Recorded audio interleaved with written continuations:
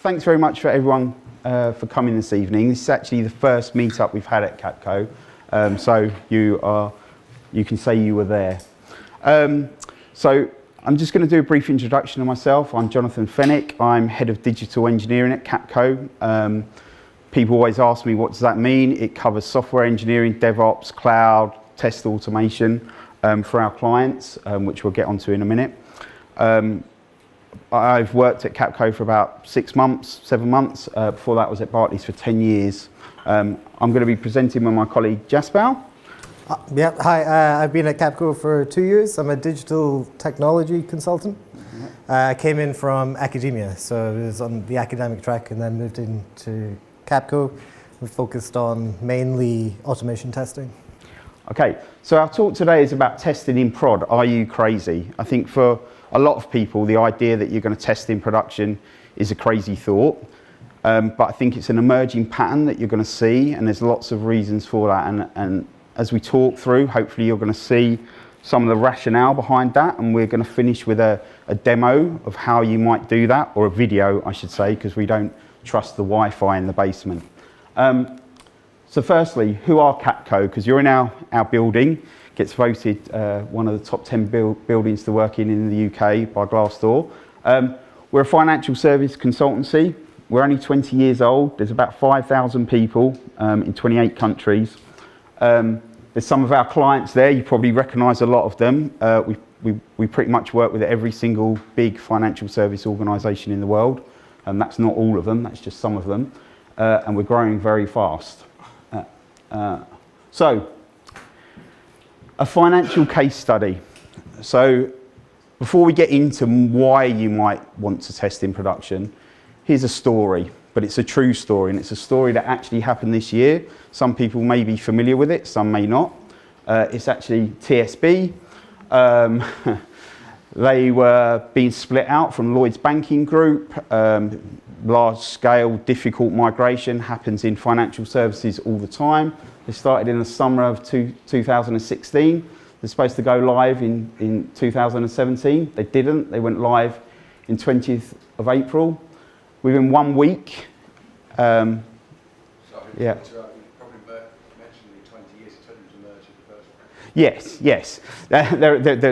There is that small detail as well. Once they got there, they're splitting out. But within 1 week, it was quite apparent there's quite some significant issues, right? So what do those significant issues look like? It looks like people accessing other people's bank accounts, being able to make payments on their behalf, people not being able to pay their bills or extract money, waiting in a call centre for about 4 hours to have your call answered from a customer service perspective. Story moves on. There was an investigation, Treasury Select Committee, regulator, and essentially a lot of this is tracked back to a lack of discipline around technical delivery, and specifically within the space of testing. And this is public information. You can go and read about that, and you can read a lot about what the challenges were.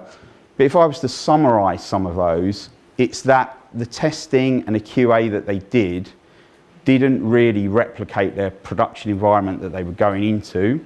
They didn't really understand their non-functional requirements, and they didn't really understand, as well as they should have done, the functionality that they were delivering. Some numbers at the bottom. It's currently cost them £175 million to try and redress customers. So it's very painful. The CEO was fired as a result of it. So it's quite a serious event. Much smaller events like this happen in financial services all the time, not just limited to financial services, but from our line of business, we see challenges like this. So why does this happen?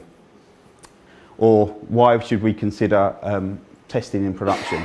So this is a quote. It's on Twitter by this lady. Some person may know her. Some people may follow her blogs and her tweets.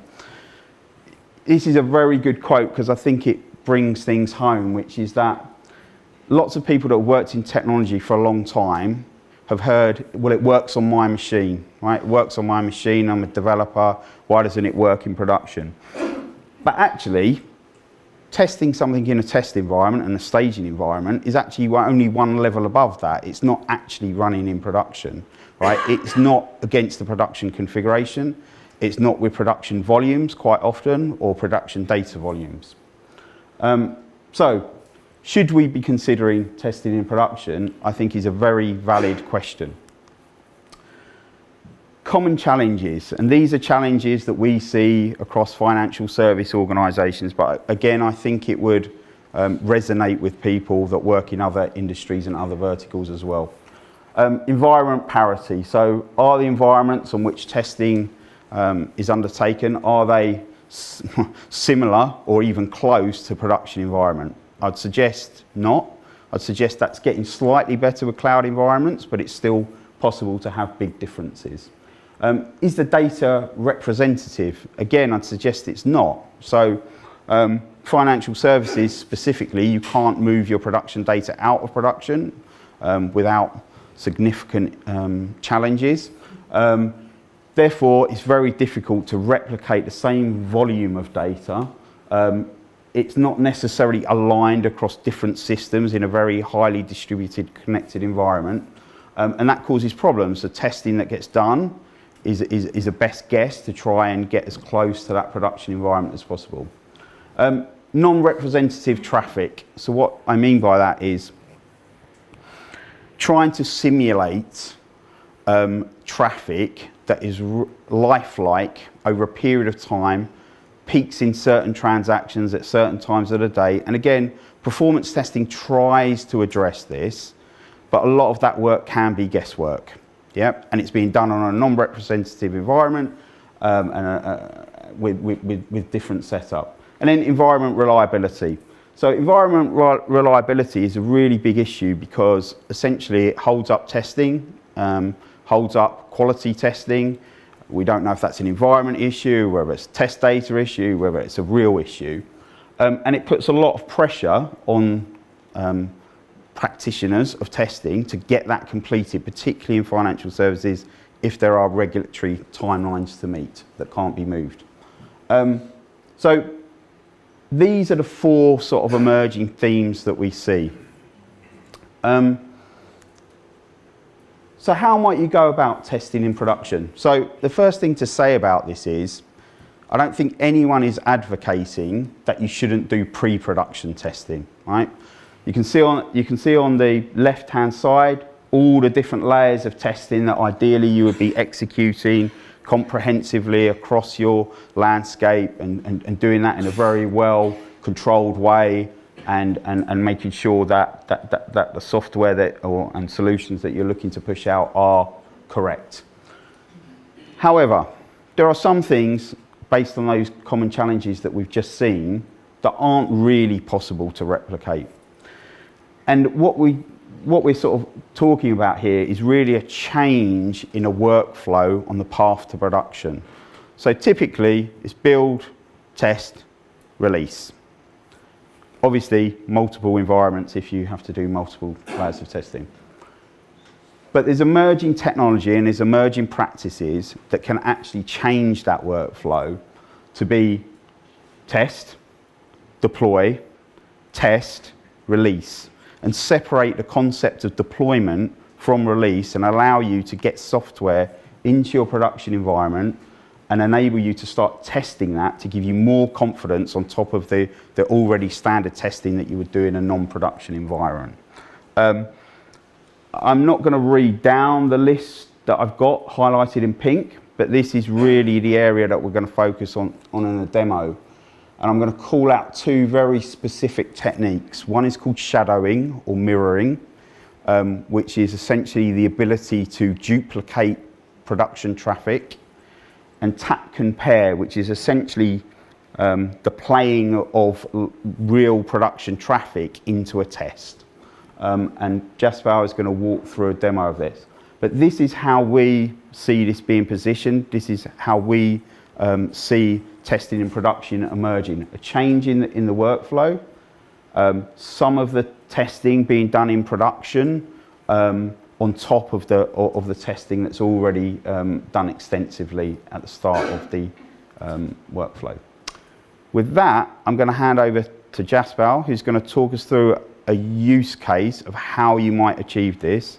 And then we're going to look at a demo of how that may look and how that may help people in terms of testing and then ultimately releasing to production in a more controlled way. Okay. Cool, thanks. Okay, so now that Jonathan has warmed us up, oh no, you've got another slide. I've got another slide, apologies. Yes, right, so capability. So I think the techniques that we're going to describe are really coming out about some of the flexibility that cloud native technologies are enabling. But these are 4 areas that you really have to have a strong story about if you are going to look to pursue testing in production. So side-by-side deployment, you have to have the ability to deploy solutions side by side in production. You have to be able to manage traffic, and what I mean by that is configurable routing of your network to be able to pass transactions, tag transactions, to know if a transaction is a real transaction or whether it's a test transaction. Centralized logging so that you've got data to compare error rates, performance, etc. of side-by-side deployed services. And then you also need to have a really strong story around infrastructure monitoring. Now, if you think about test environments in a more traditional sense, this is maybe better in purely cloud environments. Certainly the last 2 are missing generally, right? Test environments don't have the full setup of production environments because they're not managed like production environments, they're managed like test environments, and they get that level of support. So these are the 4 capabilities that I'd suggest that you need if you're going to pursue a test in production strategy that need to be in place. Okay, and now, correctly, we'll go to the demo. Yes, yeah. Now that Jonathan has truly warmed us up, I'm going to talk us through a demo. Shouldn't take more than 3.5, 4 minutes. So this is our scenario that we are playing out. We have in Kubernetes, a Google Kubernetes cluster, a live version of an API with a dedicated database, and we have live traffic coming into it through Istio. And what we've done is we have created an updated version of the API that has modified one of its endpoints to now have an optional field. And the plan is to deploy this into this production cluster. And at this point, there's no traffic coming into it. We will then instruct Istio to start mirroring traffic. So this live stream of traffic that is coming into version 1 will start to come into version 2 as well.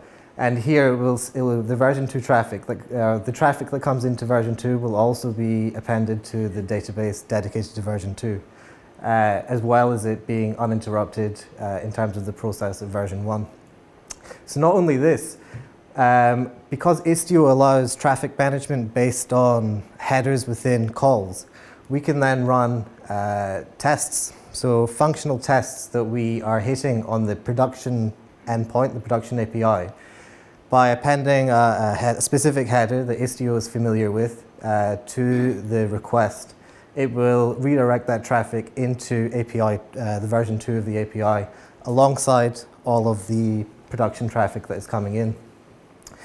And so alongside this, we'll also look at monitoring, how we can monitor what this looks like. And in particular, we're going to use Grafana, which is an Istio-based monitoring tool, which looks at the traffic, so that's network traffic.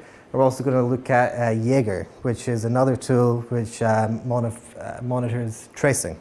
So it looks at the tracing of events. So in doing this scenario flow, we're doing 3 different types of testing. So we're looking at regression through shadowing or mirroring. So we're mirroring the traffic from our live feed, passing it into version 2, and then we can compare the results to see if there's any regressions. Additionally, we're doing performance testing, essentially, with real traffic. So real traffic is flowing into our version 2, and we can evaluate the performance of this using Jaeger. And additionally, the same scripts that I would run in pre-production, I can run in a production environment. So this will be the exact same, but instead I'm pointing it to the production API. So now I'm going to move on to the video, 3.5 minutes. If the only way, so I know this works, so the only way this will mess up is if I forget what I'm trying to say. So here we have, so it's running. So On the bottom left, we have version 1 running in the cluster. We have up in the top right corner the traffic coming in. So these are endpoint calls repeatedly coming in, and you can see it being updated in the tail of the logs. In this top left section, we're about to deploy version 2. So this is the version 2 of our system. And now it's been deployed into the Kubernetes cluster, and it's sitting there traffic-free, just side-by-side deployment, not doing anything. And here we're about to see the tail of those logs just to prove that nothing is going through them. And there it is. So it's up and running. Nothing is happening. So traffic-free, we add in the command to start shadowing, and you'll see this traffic is now, as well as going to version 1, is being redirected to version 2. So now production traffic is going through version 2, and if we have a look at Grafana, which is about to come up. There, Grafana. Version 1 is showing us the traffic going out of version 1, and on this side, nothing is coming out of version 2. So although there's traffic coming in, nothing coming out. But we can inject traffic going in using our functional test scripts. So now we're about to do functional testing on the new functionality of version 2. We're hitting the same endpoint. We've just added in a header, which Istio knows to redirect to version 2. So here we've paused it just to show you the logs of the tests coming into version 2. And the test report of that functional test shows that everything is green. So functionally we're sound. We're hitting the production endpoint. We're using this header, which you can't see, which is what is redirecting it through Istio. So everything is fine functionally. If we go back to Grafana, we can see there is a spike in the response volume, and that is directly related to our tests. So functionally, everything is looking good. We're testing it in production. We've done a test script alongside production data. However, now we can look at the performance of this. And it's about to change. There is the performance. So this is Jaeger, and it's measuring the trace of each version 1 and version 2. And if we extract these graphs so that they are side by side, we can see that version 1 responses are in less than 30 milliseconds. Version 2, for some reason, though, has an increasing delay. Almost as if someone purposely injected a delay into our demo. It's amazing. It's amazing. It's amazing. Thanks, Jonathan. So version 2 has a delay. There's a problem with the performance in production. So we're in this deployment phase. All we have to do is kill it. So we stop the mirroring, and we will see it stop here in just a second. So mirroring has stopped. Nothing is going through version 2. I think we're just about to prove, yeah. So yeah, nothing is coming through. Logs have stopped. So the next thing to do is, as a business decision, even though functionally everything is sound, we just remove that container from the Kubernetes cluster. So that is it deleted. It's removed from here. Production traffic is still going to version 1, as it has been throughout the entire test. And essentially what we've tried to show in this demo is that we've done this testing of version 2. We've done functional testing of version 2 in the production cluster. Performance showed that it was not good, and then we just rolled it back. And essentially our live traffic users are none the wiser. So that kind of brings us to the end of a very kind of quick demo, and takes us to our wrap up. So with this, we're trying to identify testing in production as a tool to significantly reduce common testing challenges. And for a tester, for me anyway, that is essentially, will this work for the user? And by testing in production, it certainly helps with that.